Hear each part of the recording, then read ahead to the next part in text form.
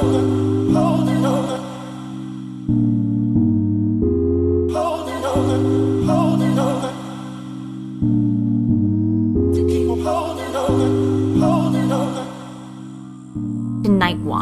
Winston-Salem has its very own superhero. I go by Nightwatch, and I'm a real-life superhero.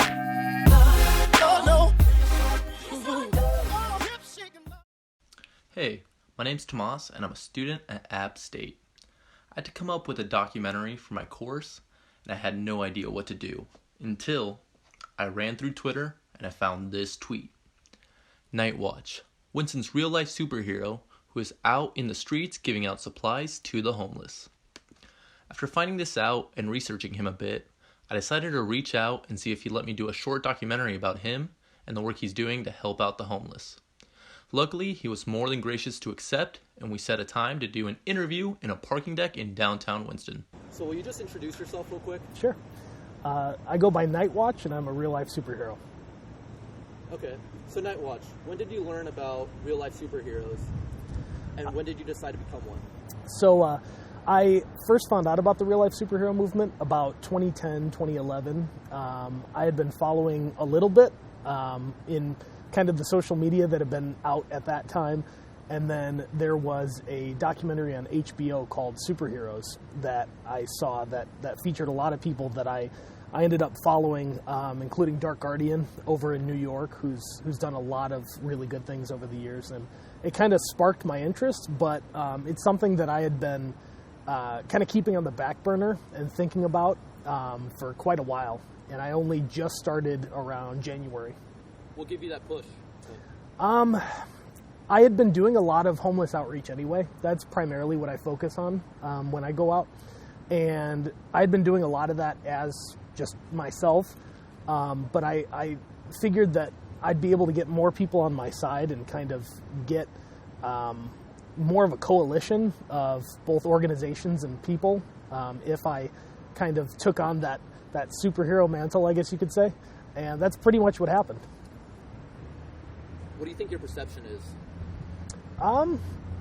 Lately, it's been good. At first, I feel like people didn't know who I was or what I was about.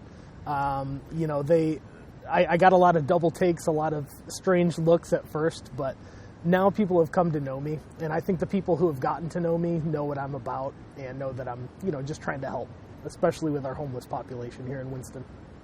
Have you had any confrontation with cops in your time being a superhero? The reason I'm not wearing a mask anymore is because of an encounter I had with a cop. It was very.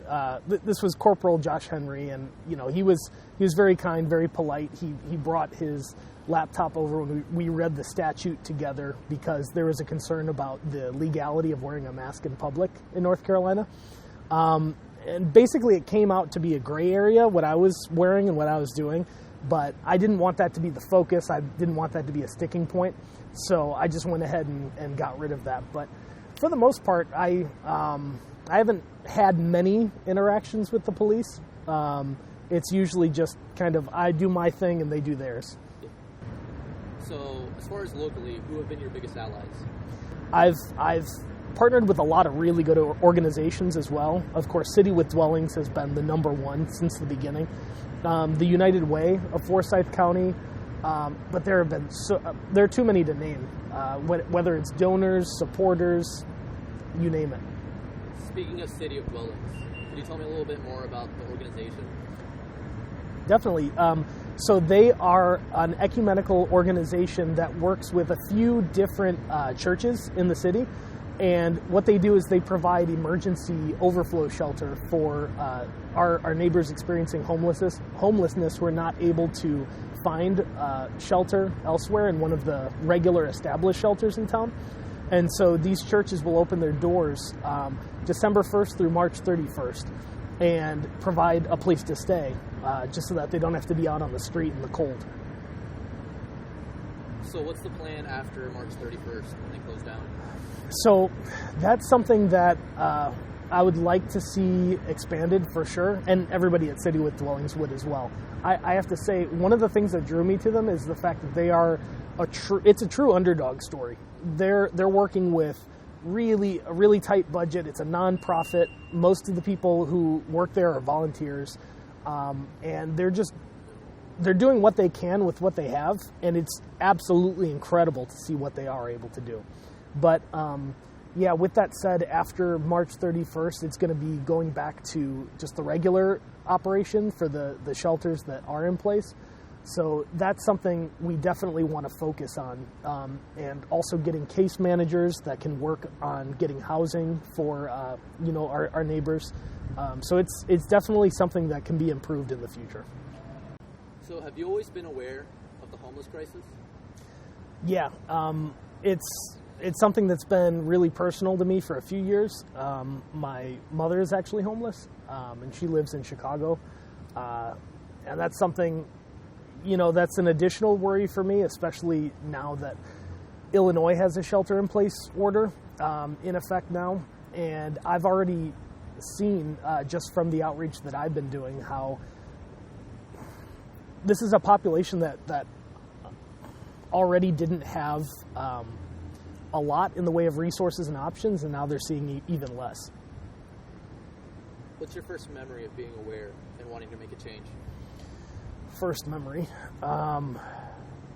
probably when I was a kid, just walking. I mean, it's an unfortunate truth, and I love my city, but Chicago does have an issue with getting people housed.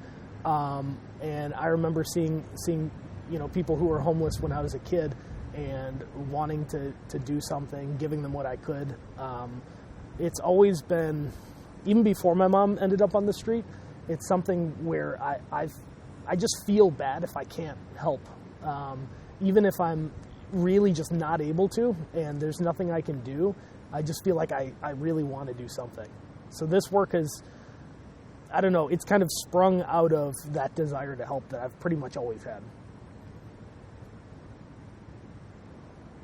Do you have any opinions on how to find the right balance between trying to improve the city and making it look innovative while not driving out people in those communities? I think whatever approach we take, it needs to be formed around a consensus. We shouldn't have gatekeepers who are deciding what direction the city is going to be heading in. It needs to include everybody from, infrastructure, architecture, business owners, but also people on the street, nonprofits. We need to have more inclusivity, more community. And that's something that I'm really trying to push for. Can you tell me your background in MMA and Krav Maga, stuff like that? Yeah, so I had trained Krav Maga back in Chicago, and I've trained MMA since moving here to North Carolina. I've got some wrestling background as well. So you told me you carry Mason, a taser with you, right? Yep. Have you ever had to use it? No. And I hope I never have to. That's strictly just for self-defense in, any kind of really dangerous situation. I had a time not too long ago where there was a potential brawl that was going to happen between two different parties of two people each, and luckily I knew 3 out of the 4, so I was able to kind of leverage that. I didn't have to use those weapons, and I wasn't even trying to. I was basically, the first thing should always be communication and de-escalation, verbal de-escalation, and that's what I did with that situation, with the potential brawl that could have happened. I knew almost all of them, so I was able to kind of bring them together and be like, look, we don't need to do this. I know you. We all have respect for each other. Let's take it down. Luckily, that worked in that situation. So, especially now, how are you dealing with this as far as like the coronavirus, stuff like that, where trying to help people out, keeping yourself safe and not potentially getting yourself infected with this virus? Yeah. So I've got a family member who lives in another state that I found out got COVID-19 and actually passed from it. So this was something I was taking serious already. And then when I found that out, really changed my approach.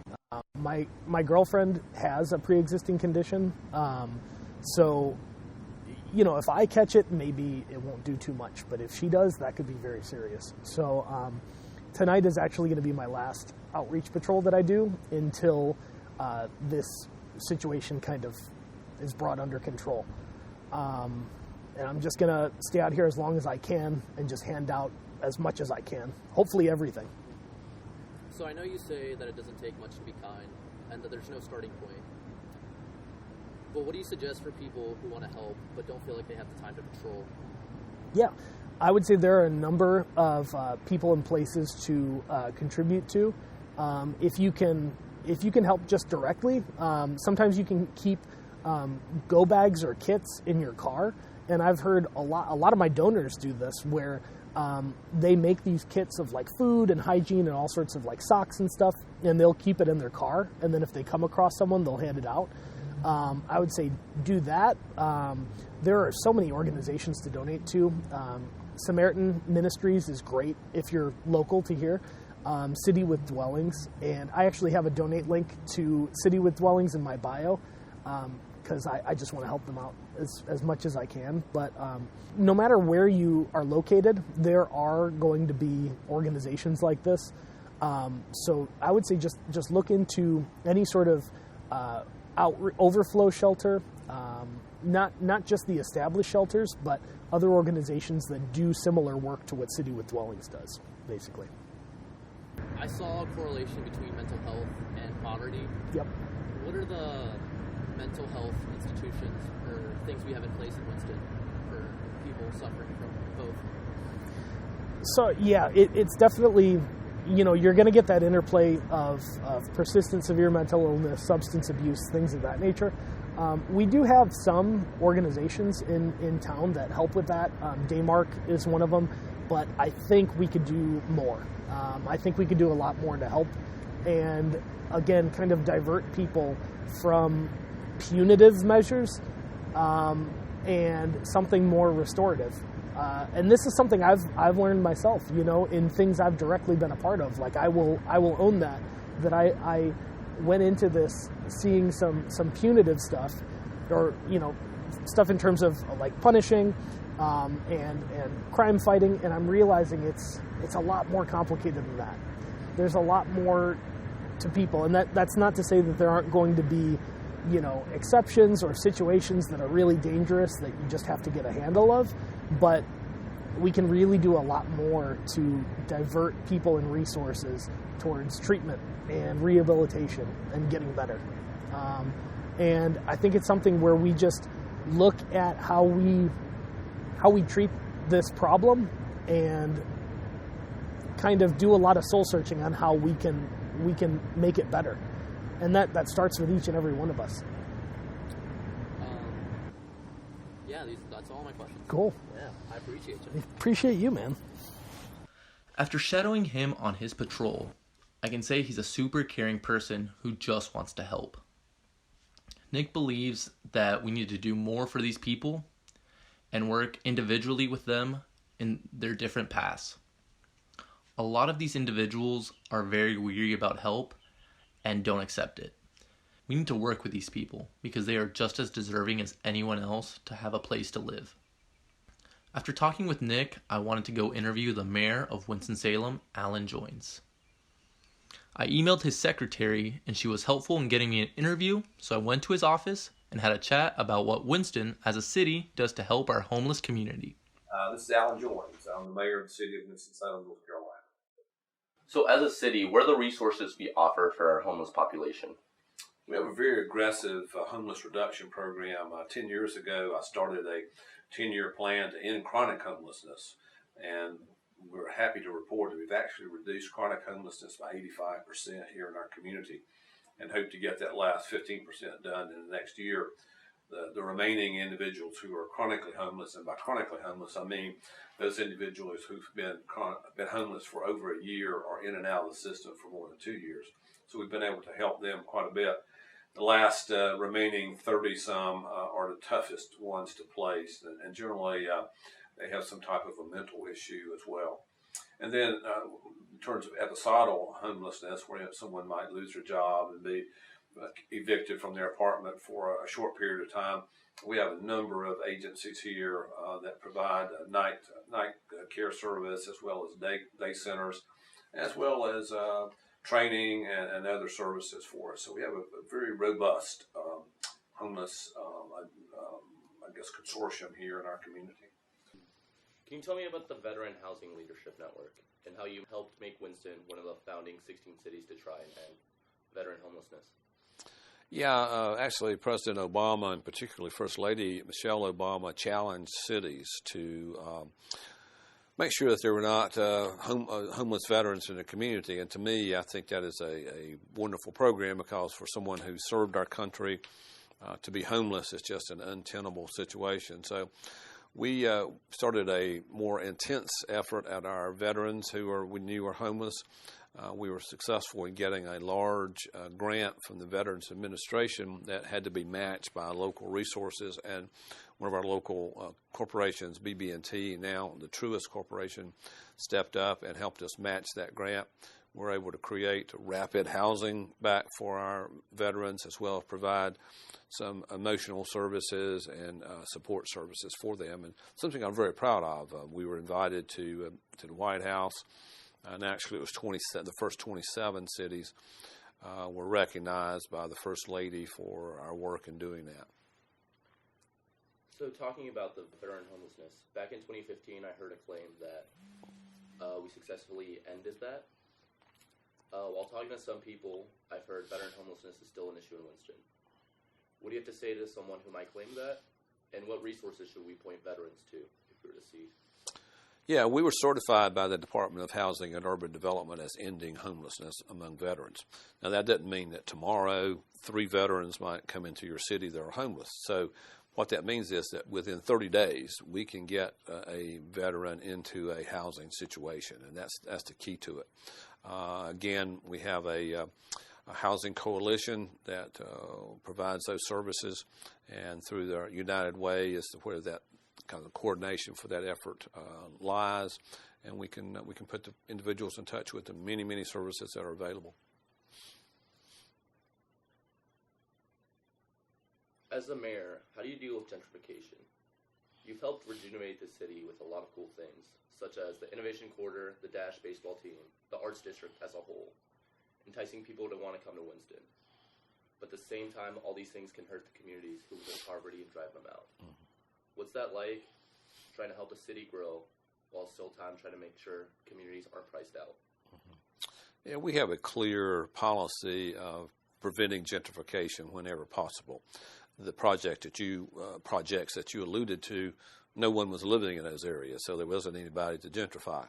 However, we're working on a large project right now called the Cleveland Avenue Choice Neighborhoods Project, where we're actually going after a $30 million federal grant that will help us revitalize that area. In putting together that grant, one of the first things we did was held a series of 4 community meetings of people right in the area, saying to them, what would you have us do with this money if we get this grant? How would you like for us to use it? And how would you like to see your community changed, improved, or whatever?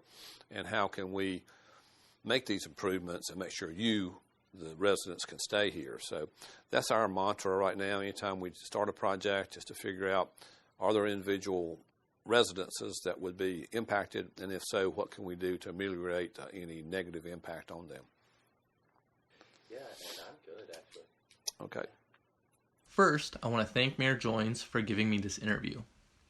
I saw he was kind of hesitant when I called him out on his claim of ending homeless veterans. I wish I pushed back a little bit, but because of the equipment and making sure it was recording properly, I kind of froze up. I kind of heard it when he subtly brought up the fact that no one lived in the BB&T Stadium. I guess Bolt, the mascot, has no neighbors. Jokes aside, Mayor Joines does care about his community, and he's done a lot to help. I see his point when he says that as a city, it's hard to help people who aren't open to it. That being said, they still deserve a place to live, and we need to find a way to help these people out. Now, my third interview was going to be with City of Dwellings. Unfortunately, because of COVID-19, it became kind of tricky. However, I met a nice lady named Michelle who was willing to help me out and give me an interview. Hi, my name is Michelle Smith. I've been in Winston-Salem since I was about 4 years old, I lived with my grandmama down in Aiken, South Carolina. So what's it been like being homeless in Winston-Salem? It's been exciting because at a very young age, I hung with people I had no business hanging with, but I had no choice. It was survival. I hung with heroin addicts first. One day I was walking over by Jetway Shopping Center, and I was walking across the parking lot, and I looked over, saw a car. It was a car full of men, and they said, "Come here, girl." I said, "What?" They said, "You want to go with us?" I said, "Yeah, I ain't got nothing else to do."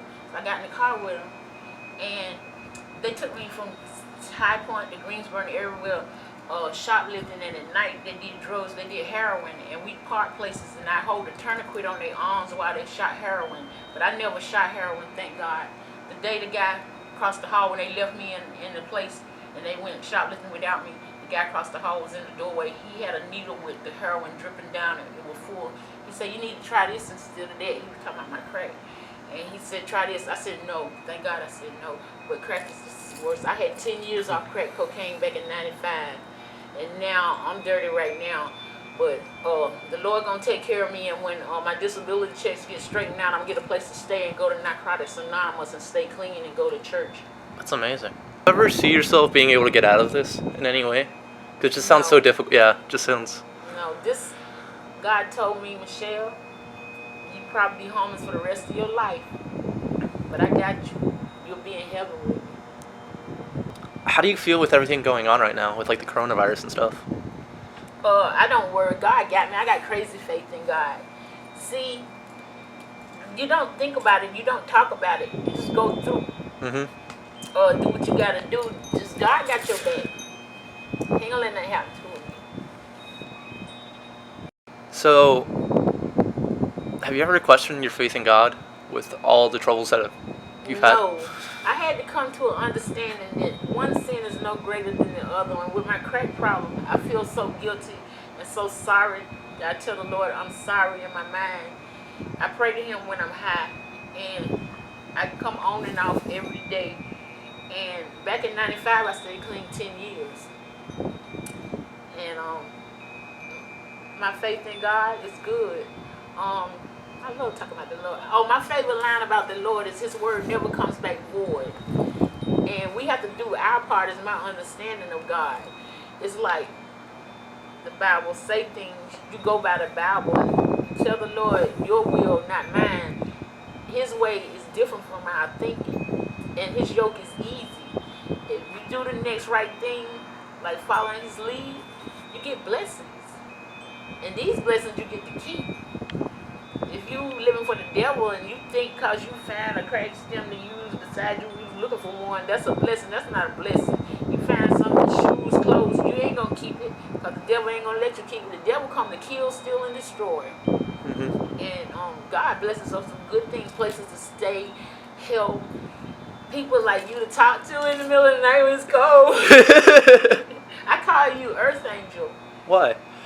People that do nice things for you, like talk to you. One lady, I was sleeping in an empty, it was raining on Northwest Boulevard, and my clothes got wet, and a lady handed me a sheet out of the house. I was walking around in the winter, in the rain, barefooted with just the sheet on, and I was crossing the street, and my friend said, "Michelle, behind you." A lady had stopped the car calling me. I got in the car, and she took me to IHOP, bought me coffee and everything, and she took her clothes off her body, some of them, and put them on me. She told me to put them on. And then I said, "I got a place to sleep in an empty house, got a mattress in there." She went in there and tucked me in. I said, "Ma'am, I'm so cold and hurting. Will you please tuck my feet in and stuff before you leave?" And she gave me blankets out of the car. I ain't had no blankets in there. And she said, "You need anything else?" I said, "I need a Bible." She turned my bucket over and put the Bible in that nice Bible, and we prayed together. That's our Earth Angel I met. Interviewing Michelle broke my heart. The fact that she thanked me just for talking to her was very disheartening. It was a cold night and I didn't have anything to give her other than some peanuts. I asked to meet her tomorrow to give her a goodie bag. Unfortunately, I couldn't find her. That being said, I believe she's okay wherever she is because of the sense of optimism that she seems to have. I've gotten a new sense of thankfulness for everything that I have through this project. I've learned a little bit more about Winston-Salem, and I've gotten to see parts that I don't think I've ever would have seen without this project. I'm excited to see the new work Nightwatch and anyone else in the community will do to fight this issue. I know currently Nightwatch has found a new way to continue doing his patrol, but at a safe distance in his car, which is amazing. Nightwatch is truly doing the most he can to help, and I'm super honored to have gotten to know him better through this project. In the words of Nightwatch, it doesn't take much to be kind. I need to breathe better. I see demons in my sleep, I need to sleep better. Having visions of my friends and